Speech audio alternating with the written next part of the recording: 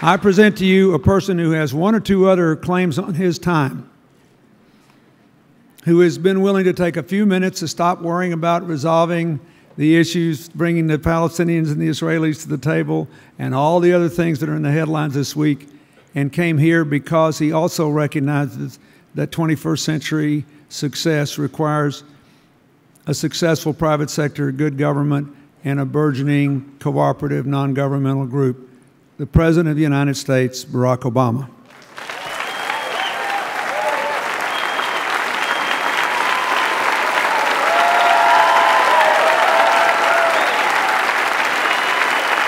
Thank you. Thank you so much. Thank you. Thank you very much. Thank you very much. Thank you. Thank you. Thank you, everybody. Thank you. Please have a seat. Well, I am thrilled to be here. I want to thank President Clinton for the kind, although protocol-busting introduction. And I want to thank him for inviting me back to join you at this year's meeting. It was an extraordinary pleasure to be here at CGI last year. It's a pleasure to be back today, not only because of my highest regard for President Clinton personally, not just because of my gratitude to him for putting up with long hours away from our Secretary of State,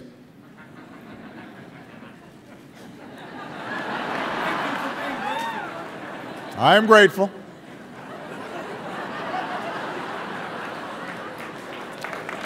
But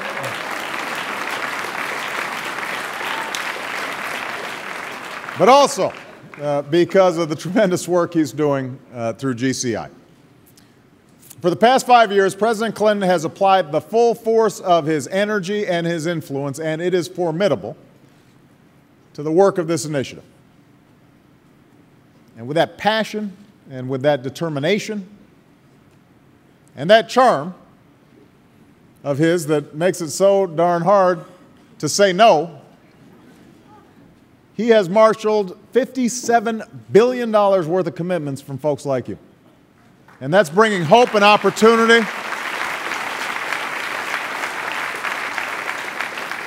Bringing hope and opportunity to more than 200 million people around the world. It's a remarkable record of achievement. But I'm not just here today to sing President Clinton's praises or to commend all of you for the terrific work that each of you have done, although I am grateful for that. I am here to play an even more important role, and that is to introduce my better half, my extraordinary wife, and America's extraordinary First Lady, Michelle Obama.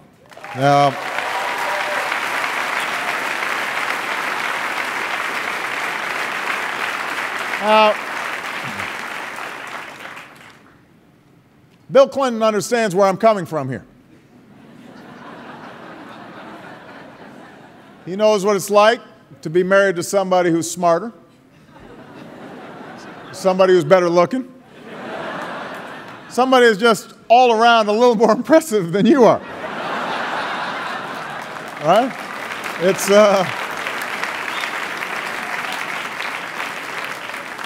This is not news to people. Since Michelle and I first started dating 22 years ago, pretty much everybody I know who's met her at some point comes up to me and says, you know, Barack, you're great, and all I like you, but your wife, now she's really something. And I, of course, agree. They're right. And I feel grateful that Michelle, so far at least, has not run for any offices I've been running for. She would beat me thoroughly. Fortunately for me, as much as she cares deeply about public service, she hasn't shown much interest in the political chatter. She doesn't think about who's winning or losing, what the polls say, or who gets the best headline in the papers. No matter what the issue, there's only one thing that she wants to know, and that's, who are we helping? That's what she asks. Who's this going to make a difference for? Whose life is this going to improve? And while I get plenty of good advice from a lot of people during the course of the day, at the end of each day, it is Michelle, her moral voice, her moral center that cuts through all the noise in Washington and reminds me of why I'm there in the first place. She reminds me with her work to tackle childhood obesity so our kids can have healthy lives and the futures they deserve. She reminds me by throwing open the doors of our White House to young people from all different backgrounds, letting them know that we believe in their promise, letting them know that the White House is the people's house, and letting young people know that they're not that far away from all the power and prestige and decisions that are made, that in fact this is something they can aspire to, they can be a part of, because we are a government of and by and for the people. She reminds me with her work to be a voice for America's military families and veterans, using her platform as First Lady to make sure they get support and respect and the appreciation that they deserve. And while I am tremendously proud of the First Lady that she's been for this country, at the end of the day, I'm most grateful that she's been such a partner to me and the best mother that I know. Every moment that I spend with my daughters, I am thankful for all that she's done to make them who they are. Every day I see her strength and her kindness and her character reflected in the two of them. And there's no greater gift, and I know Bill feels the same way, about when he looks at Chelsea, he sees this incredible force that a mother can bring. To this day, I still don't know how I talked her into marrying me, but I know that I am the luckiest guy in the world that she did. So it is with that I would like to introduce you to my First Lady, America's First Lady, Michelle Obama.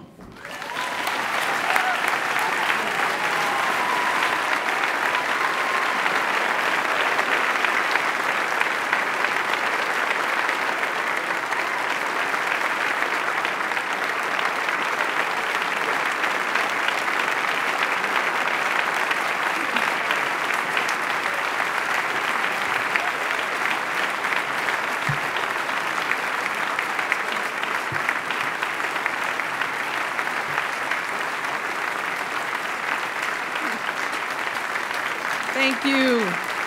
Thank you all. Thank you so much. Thank you very much. Well, it's rare that my husband introduces me, so I don't even know what to say. But thank you, honey. Now, with an introduction like that, you can see why I married the guy, right? Not so bad. But the truth is I feel pretty lucky myself.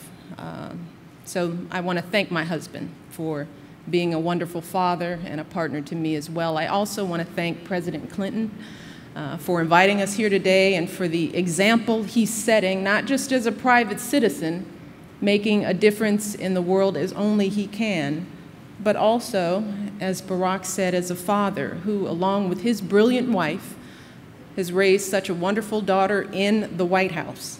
And living there, now I know that that's a feat. And it is one my husband and I are doing our best to try to match. We're trying to follow their example every day.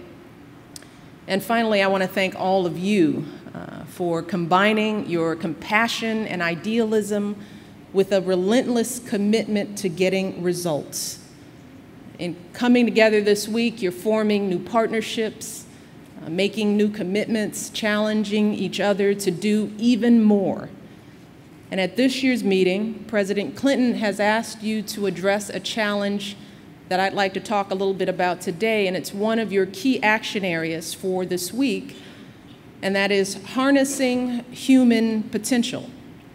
In other words, as you endeavor to do more, to serve more communities, lift up more families, save more lives, how can you find new ways to tap the skills and talents of more people?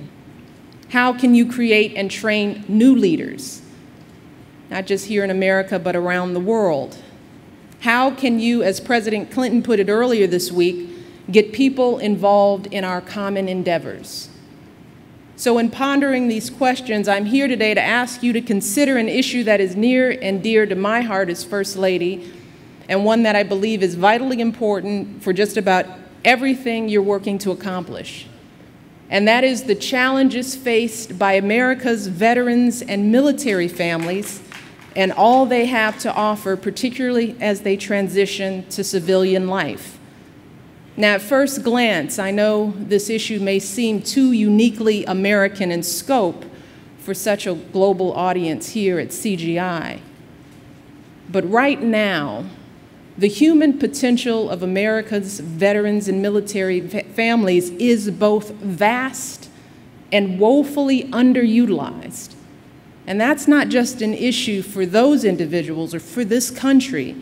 It also significantly impacts what you and so many others are trying to achieve, not just here in America, but around the world. Now, as First Lady, I've had the privilege of meeting America's men and women in uniform. I've met them on bases and hospitals and communities all across this country. And I always come away from these visits not just with a sense of pride and gratitude, but with a sense of awe. Believe me, I'm awed. I'm awed by their courage and their sacrifice. I'm awed by their commitment to this country and the standard of excellence they uphold. And while most folks share my respect and admiration for their service, a lot of folks have no idea what that service actually entails. Many still don't know the full power of their human potential. But just consider for a moment the kind of work that they do. Members of our military master state-of-the-art technologies, some of the most advanced information and medical and communication systems in the world. They run the world's most complex operations, distributing supplies to thousands of locations, moving tons of equipment halfway across the globe. They oversee hundreds of their colleagues, recruiting the top talent and inspiring folks from diverse backgrounds to succeed as a team. And many of them are barely old enough to vote, yet they shoulder more responsibility than many CEOs, undertaking missions where there's no margin for error, where the bottom line is often a matter of life or death. Now, these are highly valuable, highly transferable, highly marketable skills, skills that I know many businesses, including those represented here today, are desperate to find. Yet the fact is that right now, more than 150,000 recent veterans are still struggling to find jobs. Now, it's true that we are facing difficult economic times, and we're working hard to get all Americans back to work after a tough recession. But our veterans face a unique set of challenges as they leave military service. In one survey, more than 3/4 of veterans reported having difficulty translating the expertise they gained in the military into a resume that makes sense to civilians. And 61% of employers admitted that they didn't fully understand the skills our veterans had to offer. So often, veterans find themselves becoming underutilized, underemployed, settling for jobs that pay less than they deserve, jobs that don't fully harness their talents, or they find themselves out of work entirely for months on end. And that can take a toll, a real toll. Now, America's servicemen and women are resilient, so you're not going to hear them complain, and they're proud, so they're not going to show it. But it's hard to spend years of serving your country only to find that the value of that service isn't fully understood. It's hard to give so much for so long for a cause greater than yourself, only to come home and find that there's nowhere you quite fit in. And let's not forget that when America's troops are called to serve, their families serve too. That means spouses taking on the work of both parents, running their households and raising their kids all alone, often while trying to get an education or working full-time themselves. And they face employment challenges of their own, because it's hard to build seniority at a job when you have to move every couple of years. It's hard to sustain a career when you have to keep meeting new state licensing and certification requirements. It's hard to impress employers who often view a resume with multiple jobs as a red flag rather than as a reality of military life. But somehow they still manage to juggle all those responsibilities, often while helping other military families do the same. Many military spouses help lead family readiness groups, or FRGs. Now, these are support organizations that serve hundreds of families at a time, and let me just take a moment to paint a picture for you of what a day in the life of an FRG leader might look like. So she might spend her morning working on a communication strategy, coordinating the unit's website, newsletter, Facebook, so everyone has the latest information about their loved ones. Over lunch, she might review the FRG's budget and craft a spending plan for the upcoming year. In the afternoon, she'll meet with healthcare representatives to learn about new counseling resources for families. Then she'll meet with teams of volunteers to coordinate upcoming events. Then the evening comes, bringing news that the deployed unit has sustained a casualty. So she'll work late into the night, rounding up support for the affected family, notifying other families on the base about what happened. Now, if she were doing the same kind of work at a company, she might be called a CEO, a COO, maybe a senior executive. Perhaps she'd have a nice office, big salary, a line at the top of her resume that any employer would understand and respect. So why should things be any different just because she's not drawing a paycheck? And let's be clear, our veterans and military spouses aren't just well qualified for jobs in the private sector. They're an asset in the nonprofit world as well. Whether it's an earthquake in Haiti, a tsunami in East Asia, a flood in Pakistan, or hurricane in New Orleans, America's men and women in uniform are often some of the first people on the scene. They go on regular humanitarian missions throughout the world, providing everything from food aid to medical care to help with construction. And their titles: soldier, sailor, airman, Marine, Coast Guardsman. Those titles don't begin to describe the full range of the roles that they play. During a typical tour of duty, they're called to act as diplomats and social workers, mediators and educators. They work with governments and NGOs, with local businesses and with civilians, and with their counterparts from militaries around the world. And again, let's not forget about their spouses and the countless hours of volunteer work they're doing on top of everything else they're taking care of back home. At just one Army base in Fort Drum in upstate New York, military spouses logged more than 85,000 volunteer hours in the course of a single year. And I'll never forget the couple that I met outside of Quantico Marine Base in Virginia. They were helping to organize the Toys for Tots drive, which is a nationwide effort by the Marine Corps Reserve to distribute Christmas gifts to millions of children in need. And that couple spent so much time volunteering that they had to move their family's Christmas tree into the volunteer center so they could actually enjoy it. So the fact is that America's veterans and military spouses have years of experience and training doing precisely the kind of work that all of you are doing every day across the globe. Are you building roads or schools or shelters? They've done that. Are you establishing health clinics in remote parts of the world? They've done that too. Are you trying to recruit and manage teams of volunteers? Are you working to get clean water into a village? Are you trying to move people to safety in the wake of a natural disaster? You see, that's all in a day's work for these folks. And that passion for serving, that commitment to helping others, that doesn't just disappear when they return to civilian life. In a recent survey, 92% of veterans reported that they wanted to serve their communities and that it was important to them. And when asked what kind of service they wanted to do, 88% said they wanted to do disaster relief. Another 86% wanted to help at-risk youth. Still another 69% wanted to preserve our environment. You see, for these folks, service is the air they breathe. It's the reason they were put on this earth. And many of them don't want to serve for just a certain number of years or for a certain number of deployments. They want to make their whole life a tour of duty.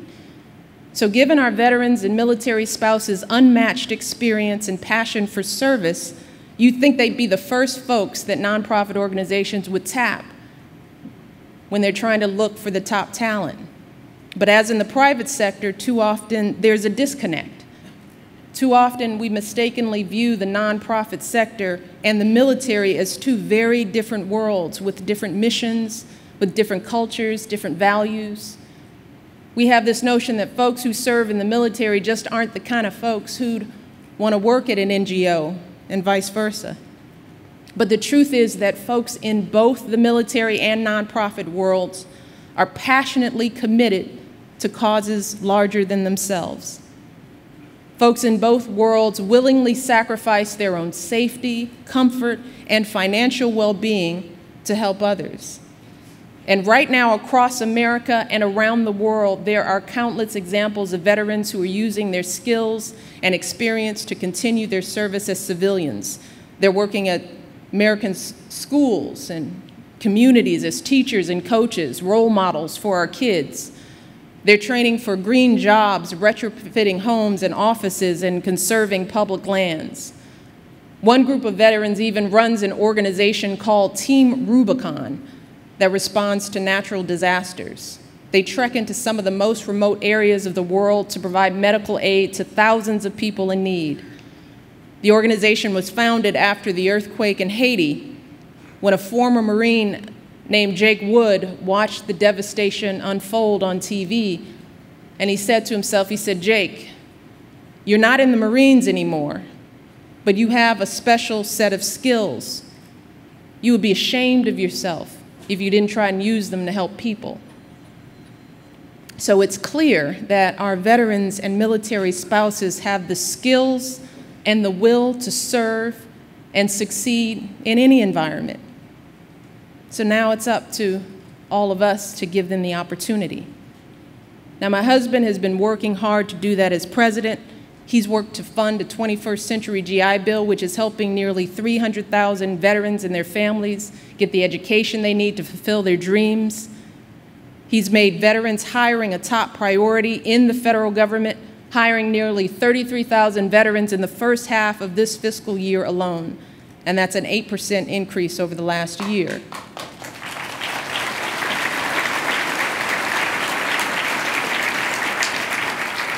Our Department of Defense has been working with states to streamline licensing requirements so that spouses don't have to reapply for professional credentials and take new tests every time they move. And we're working to strengthen support programs and counseling services to help military spouses juggle their responsibilities, not just to their employers, but to their families. But as you all know, government can only do so much. And that's why I'm here today, to ask for your help. Whatever you're looking for, whether it's technical expertise or management ability, whether you're trying to lift a struggling community or boost your bottom line, I'm asking you to reach out and engage our veterans and military spouses. I'm asking you to take advantage of their talent, their dedication, their experience. Now, that might mean asking a veteran service organization to help your hiring managers translate military experience into civilian qualifications. It might mean studying best practices in the military to see how you can expand career opportunities for wounded warriors and people with disabilities. Might mean finding ways to make your workplace more military spouse friendly, whether that's with more flexible work schedules or more portable jobs. Or it might mean developing challenging, substantive volunteer opportunities, ones that can help vets and spouses build the professional skills and networks they need to compete. And plenty of organizations and corporations are already taking the lead in this respect. In fact, tonight, the Department of Defense is awarding its 2010 Employer Support Freedom Awards. Now, these awards recognize companies that support employees serving in the National Guard and Reserve. And one of the recipients was a company called Bill Bragg Plumbing, which has just 5 employees.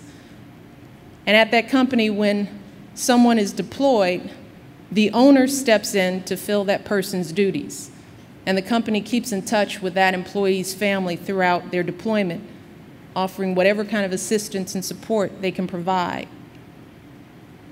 Now, if this little company can do all that, then I know, surely, that the national and international corporations and NGOs in this room can do even more to recruit and support veterans and military families. Surely companies or nonprofits of any size can do what it takes to benefit from that talent. And after all, hiring America's vets and military spouses is not just about helping them, it's about how they can help you. So I'm not asking you to do this out of the goodness of your heart. Do it because it's good for your bottom line and the success of your organization. But I'm not just here today to challenge all of you. In the spirit of CG, I am here also to make a commitment of my own. If you'll do your part to engage and employ our veterans and military spouses, then I'll commit to do my part to help you in whatever way I can as part of my ongoing efforts to encourage people to support our veterans and military families. I will do my part to connect you with advocates, with experts, and with resources throughout the government, from the Department of Labor to the Department of Defense to the VA. If you have questions about how a veteran's or spouse's skills fit with the jobs you have, we will help you find those answers. If your staff wants to better understand the challenges that vets and military spouses face and how to address them, we will connect you to the right people. And today, I promise to continue to use my platform as First Lady to bring people together around this issue. I'll work to spark not just a national conversation, but national action to give our vets and military spouses the opportunities they deserve. And I am grateful to be joined in this effort by a truly wonderful partner.